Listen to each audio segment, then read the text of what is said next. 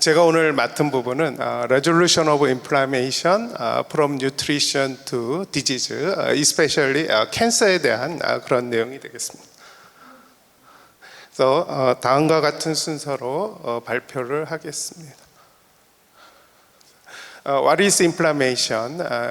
Inflammation은 infection, tissue damage가 일어났을 때 바디한테 시그널하고 그 다음에 프로블럼을 솔빙하라는 그런 시그널과 관련되어 있습니다. 그래서 그런 심птом에는 fever, erythema, edema, 그 다음에 pain이 있고요. 그런데도 이제 큐어가 되지 못하면 loss of function이 나타나게 됩니다. 그래서 inflammation has two phases, 두 가지가 있어서 컨트롤되고 인테그레이션이 될 수 있으면 이런 appropriate response leads to restoration of structure and function. But inappropriate response를 나타내게 되면 it can be a disease, including cancer. 그래서 잘 알다시피 인플라메이션은 이렇게 캔서를 포함한 여러 가지 질병과 관련되어 있다고 얘기되고요. Especially chronic inflammation이 그런 문제와 연결되어 있습니다.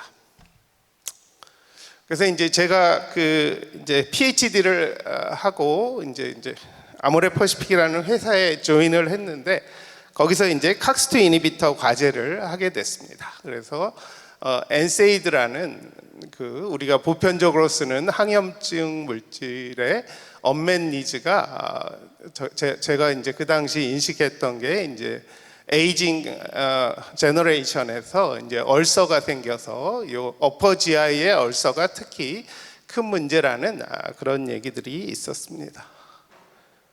그래서 엔세이드의 타겟이라고 하는 사이클로옥시게네이즈, 칵스라고 하는 엔자임의 경우 이런 아라키도닉 엑시드로부터 메이커 프로스타글란딘을 만드는데 사실은 이렇게 두 가지 활성을 가진 엔자임입니다. 근데 닥터 니들만 found isoform of 사이클로옥시게네이즈 칵스2라는 아이소폼을 발견했는데 이분이 아주 패시네이팅한 컨셉을 만들어냈습니다. 그래서 엔세이드가 기존에 알려진 칵스1과 칵스2를 둘 다 억제하는데 칵스1은 원래는 굿 엔자임인데 엔세이드가 이거를 억제해서 사이드 이펙트가 나오고 인듀서블한 칵스2가 배드 엔자임인데 엔세이드가 이것도 억제한다. 그래서 if we develop 칵스2 inhibitors, 칵스2 이니비터를 개발하면 이제 사이드 이펙트가 없는 그런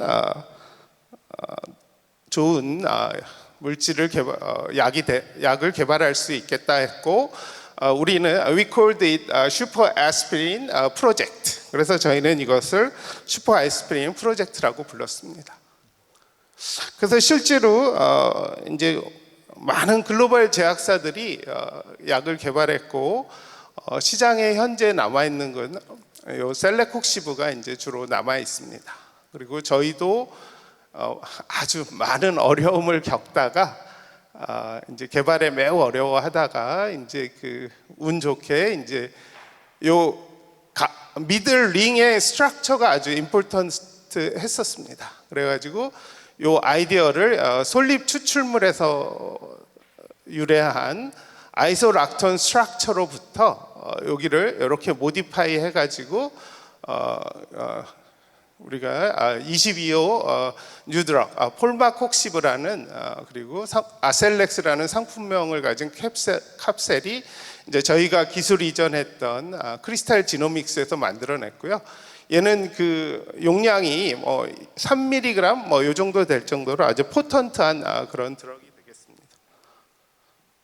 그렇지만 그래서 실제로 이런 셀레콕시브 같은 경우도 이렇게 사이드 이펙트가 거의 없을 정도, 아주 작은 GI 사이드 이펙트는 아주 적은 그런 약으로 이제 자리매김을 할 수 있었으나 이제 이 머크사에서 바이옥스 로페콕시브를 가지고 아스라이티스 드러그로 아주 셀링을 잘 하다가 욕심을 냈습니다. 이제 안티캔서 드러그로 한번 개발해 보는 건 어떨까 이렇게 갖고 용량을 높여서 실험을 했더니 이제 그 전에 임상에서는 관찰되지 않던 increased cardiovascular 리스크가 이렇게 증가돼 갖고 궁극적으로는 이 마켓에서 위드드론 되는 그런 일이 있었고 이제 그 페이션트에 대한 막대한 보상금을 지급하는 이때 데이터를 좀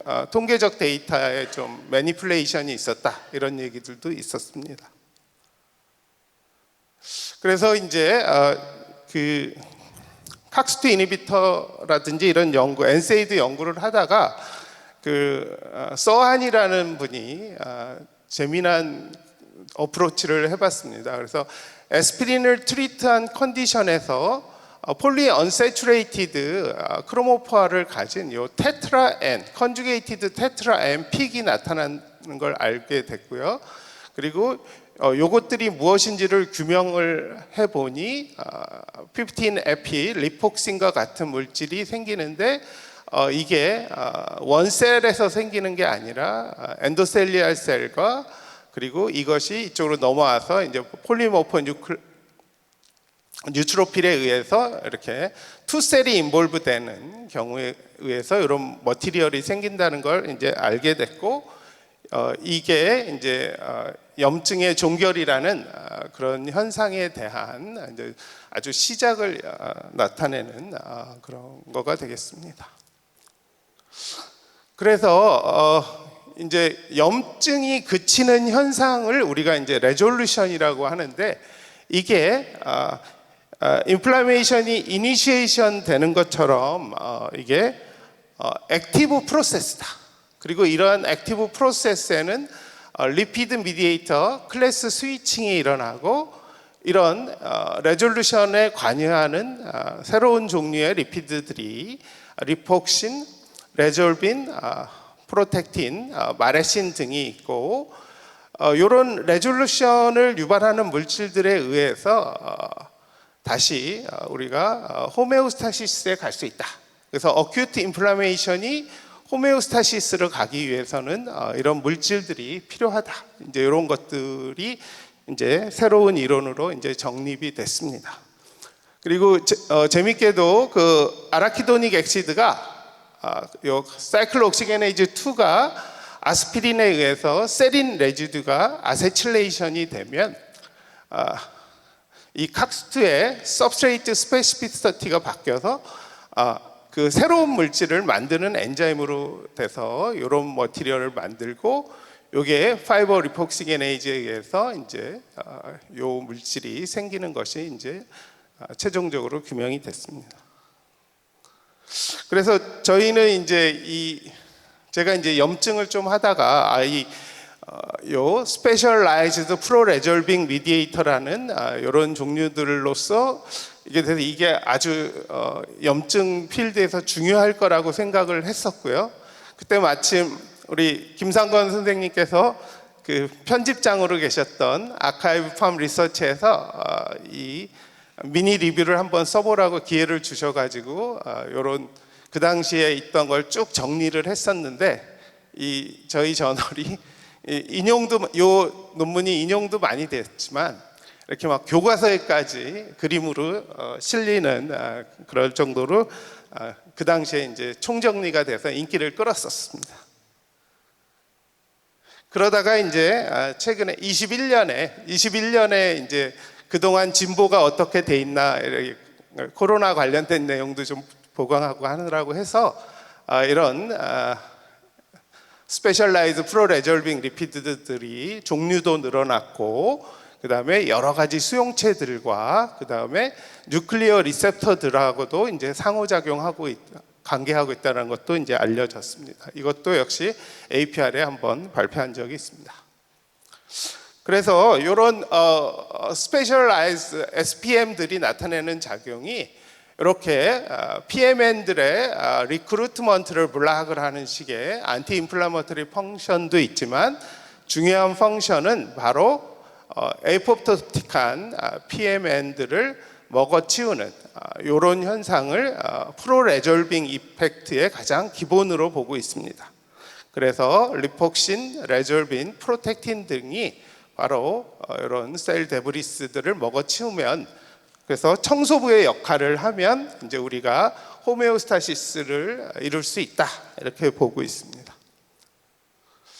그래서 이 레졸루션 프로세스의 코어는 바로 에이포프토틱된 셀을 파고사이토시스 하는 것이고, 요거를 특별하게 다른 용어로 이페로사이토시스라고 합니다. 그래서 이제 이게 아주 중요한지를 알았는데, 이게 그래서 연구를 하고 싶어도 연구하기가 어려웠습니다. 이게 그런 이유들이 있었는데, 일단 국내에는 아무도 요 인플라메이션 레졸루션 연구하는 그룹이 없었고요. 그다음에 레졸빈 2가 아주 스트롱했는데 그거를 팔지도 않고 주지도 않았습니다. 잘. 그래가지고 조금 효과가 떨어지는 레졸빈 D를 얻을 수는 있었는데, 이거는 이제 아주 정말 쥐 눈물만큼 얻어도 비쌀 정도로, 그래서 인비보 실험을 할 수 없는 그런 상황이었고, 그래서 그 당시에 이제 유나이티드 킹덤, 그러니까 잉글랜드랑 하버드 그룹이 이제 인플라메이션 레졸루션 연구를 거의 독점하고 있는 그런 상황이었습니다. 그리고 이분들이 이제 레졸빅스라는 벤처를 만들었는데, 이 사람들이 또 이 서브스탄스의 엑스포저를 아카데믹 커뮤니티에 가는 거를 제한하고 있어가지고 이제 연구가 어려운 상황이었습니다. 그럼에도 불구하고 이제 그래서 이제 그리고 기존의 인플라메이션 레졸빙 서브스탄스의 문제들은 이런 엔자임에 의해서 분해가 돼서 인액티브한 이런 활성이 빨리 나타나기 때문에 저희는 좀 그냥 이건 캔서랑 관계 없어서 여기서 빨리 얘기를 하면 이제 좀 스테이블한 물질을 만들어 보려고 이제 했었고요. 그래서 이렇게 만든 것들을 파고사이토시스를 정말 촉진하는지 보고, 이거를 인플라메이션 관련된 모델에 적용시켜서 정말로 염증을 다운시킬 수 있다는 걸 보았습니다. 그 다음에 레졸빈이나 이런 SPM들이 발견된 모델이 에어파우치 모델이었습니다. 그래서 이런 모델에서 나온 요걸 분석을 해서 이제 새로운 게 나왔는데, 저희 권성원 교수님하고 이 UUO 모델이라는 걸 통해서 여기에 있는 플루이드를 분석을 해가지고 UUO 모델에서 감소되거나 증가되는 페리엑시드 종류를 또 찾아서 이것들이 이렇게 파고사이토시스를 촉진하는지, 이런 식으로 해서 이제 새로운 물질들도 찾아보기는 했었습니다. 그리고 이제 코로나 시기에 이제 이 코로나의 심각성 때문에 요 레졸빈 D1이 코로나에 뭔가 개선을 시킬 수 있지 않을까, 이런 것도 트라이를 해봤었고요. 코로나 감염에 중요한 ACE2의 발현을 이렇게 감소시킬 수 있다라는 걸 이제 알 수 있었습니다. 그리고 이제 저희가 또 이제 세포 노화에서, 피부 세포 노화에서 요 레졸빈들이 오토파지 유도를 통해서 세네센스, 셀 세네센스죠, 노화가 아니라, 이거를 억제할 수 있다는 것도 이제 발견한 바 있습니다. 그래서 이제 이 레졸루션이라는 컨셉이 나오고, 그래서 이런 인플라메이션의 넌 레졸루션이 일어나는 이 현상 자체가 여러 가지 질병과도 관련이 있을 수 있다. 인플라메이션이 아니라 인플라메이션이 넌 레졸루션 되면 이런 질병과 관련될 수 있다는 컨셉이 셀에 2010년에 나왔고, 그 여러 가지 원인 중에 하나가 레졸루션 미디에이터의 inadequate production, 이거는 사람 환자들의 영양 상태하고도 이제 관련이 있을 수 있겠습니다. 이렇게 됐고, 실제로 이제 최근에 나온 논문들을 좀 찾아보니 카시노젠에 의해서 이제 캔서가 생기기 위한 조건 중에 이제 인플라메이션이 있을 수 있는데, 이럴 때 요 간세포에 이걸 처리했을 때 이제 염증이 유발되는데 이게 사이토카인 스톰을 일으키고 이런 여러 가지 캔서 관련된 이벤트들이 나타날 수 있는데 이때 SPM류들이 감소되고 있다라는 걸 이제 보고를 했습니다.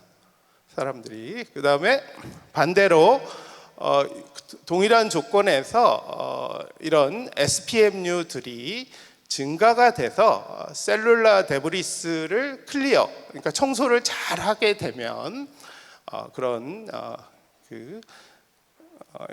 인플라메이션을 해결을 하고 캔서로 가는 것도 막을 수 있을 것이다라는 이제 로직이 2021년에 이제 페이퍼의 리뷰에 등장을 했습니다.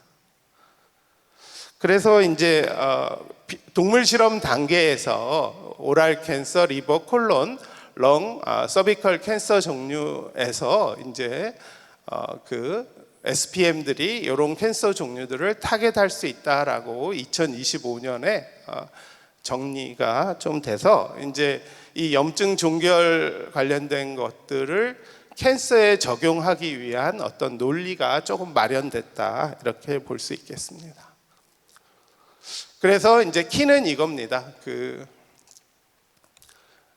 캔서나 여러 가지 이런 세라피, 특히 캔서 세라피에 의해서도 이제 염증이 생길 수가 있는데 이때 셀 데브리스들이 청소가 제대로 되지 않으면 이게 또 튜머 프로그레션 쪽에 어펙트를 하는데 이때 이 청소를 잘 할 수 있으면 프로레졸빙하는 머티리얼에 의한 청소가 되면 캔서를 이제 좀 치유하고 개선하는 게 가능할 거다라는 로직이 이제 확립이 됐습니다.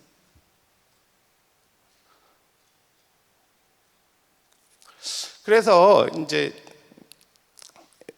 제가 되게 그 캔서 메타스테시스에서 레졸빈의 롤에 대한 걸 이제 연구해보자 이런 생각을 다른 사람들이 아직 안 한 게 뭐가 있냐 그런 생각을 해서 했고요.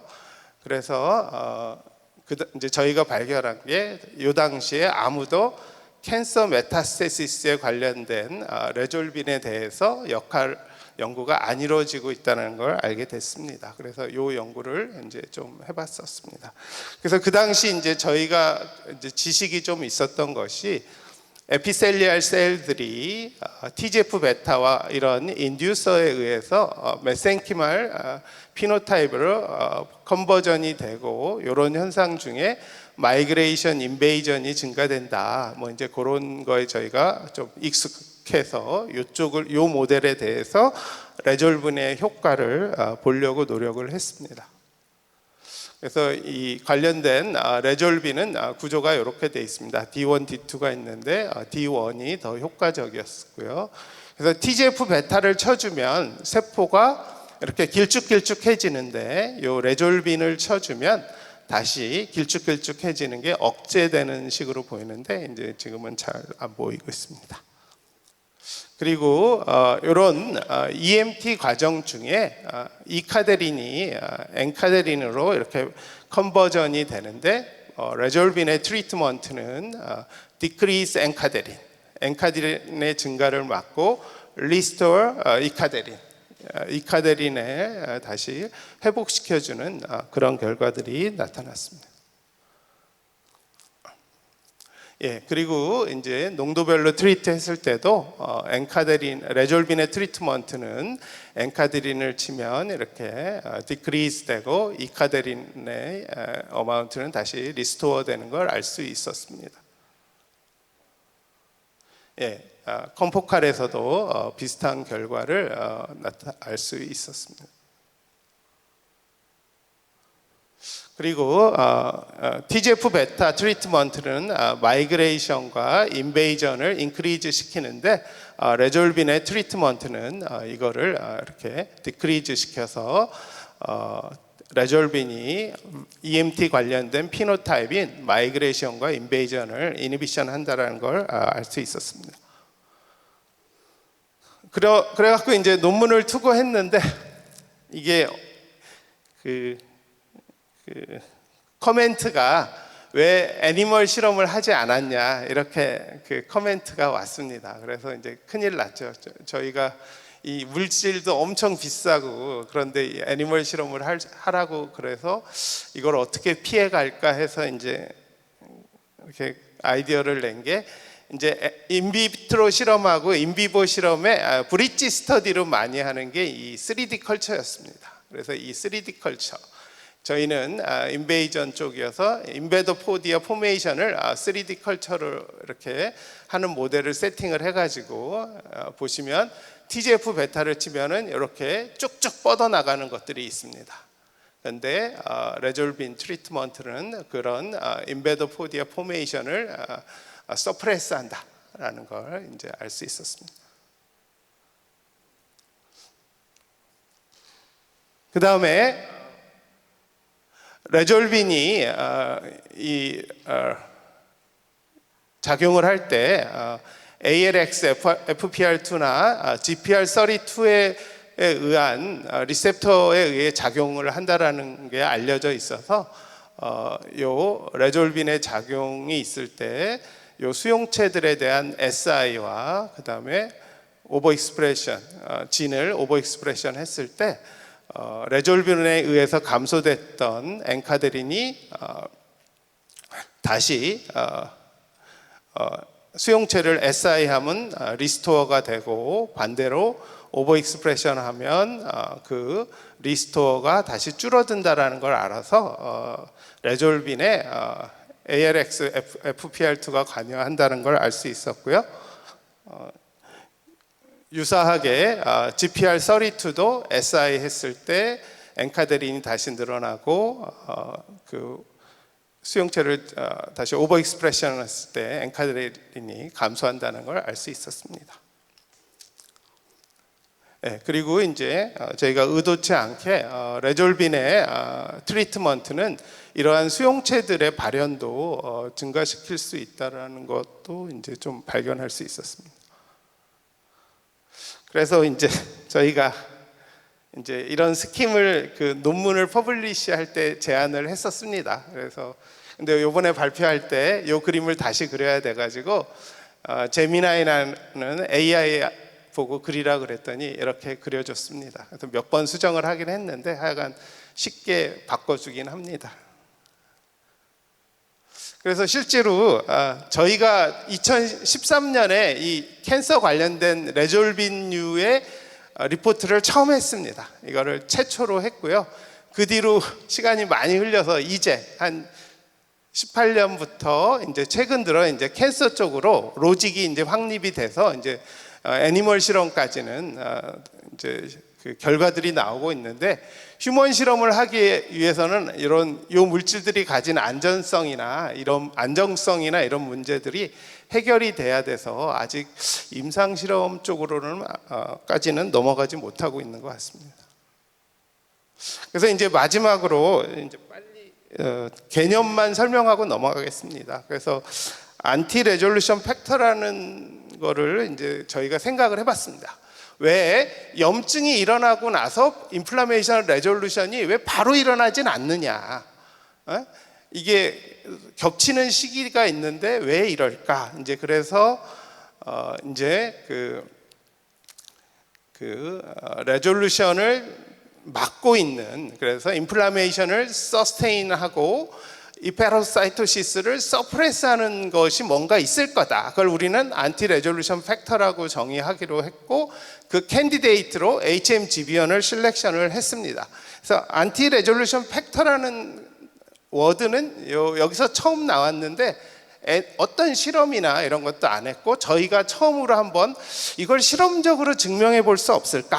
그래서 인플라메이션을 서스테인하면서 이페로사이토시스를 서프레스한다. 이 특성을 가지고 이제 실험을 해봤고 레졸빈의 트리트먼트는 이렇게 파고사이토시스 증가가 됐는데 HMGB1을 트리트하면 이걸 감소시켜서 HMGB1이 안티레졸루션 팩터일 수 있겠다. 이런 생각들을 했고 그런 관련된 메커니즘으로 HMGB1이 레졸빈류들의 그 디그라데이션을 촉진하는 엔자임들의 익스프레션을 인크리즈 시킨다라는 식의 메커니즘을 만들어냈고, 결론적으로 그 와중에 메타볼라이즈, 인액티베이션 시키는 두 가지 엔자임 중에서 하나에는 요 미르도 마이크로 RNA도 관련돼 있어서 그런 일이 가능하다 이렇게 밝혔습니다.